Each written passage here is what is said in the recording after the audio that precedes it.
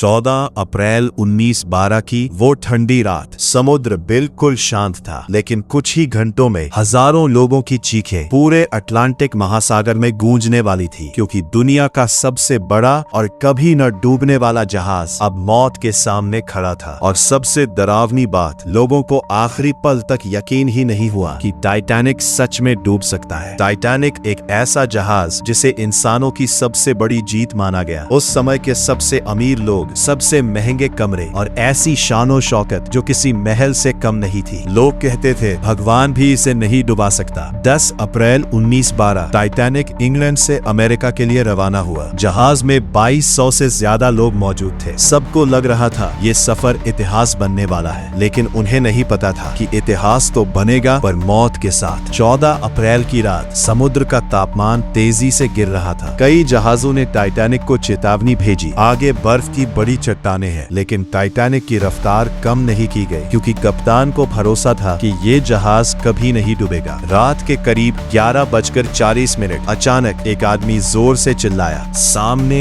बर्फ की चट्टान। टाइटैनिक के नीचे लंबी दरार छोड़ चुकी थी। धीरे धीरे समुद्र का पानी जहाज के अंदर भरने लगा, लेकिन सबसे खौफनाक बात, लोग अभी भी आराम से संगीत सुन रहे थे। उन्हें सच का अंदाजा ही नहीं था। फिर आदेश दिया गया, लाइफ बोट तैयार करो। लेकिन लाइफ बोट्स इतनी कम थी कि आधे लोग भी नहीं बच सकते थे। अब जहाज पर अफरा तफरी शुरू हो चुकी थी। कोई अपने बच्चों को ढूंढ रहा था, कोई भगवान को पुकार रहा था और कोई समुद्र में कूद रहा था। रात के 2:20 टाइटैनिक 2 हिस्सों में टूट गया और धीरे धीरे समुद्र के अंधेरे में गायब हो गया। ठंडा पानी इतना खतरनाक था कि लोग कुछ ही मिनटों में जमने लगे। 1500 से ज्यादा लोग उस रात समुद्र में हमेशा के लिए खो गए। और सबसे डरावनी बात, समुद्र कई घंटों तक चीखों से गूंजता रहा। टाइटैनिक सिर्फ एक जहाज नहीं था, वो इंसानों के घमंड की कहानी था, जहां लोगों ने सोचा कि उन्होंने प्रकृति को हरा दिया है। लेकिन उस रात समुद्र ने साबित कर दिया कि प्रकृति के सामने इंसान हमेशा छोटा होता है। और शायद कुछ कहानियां इसलिए डूबती है ताकि दुनिया उन्हें कभी भूल न सके।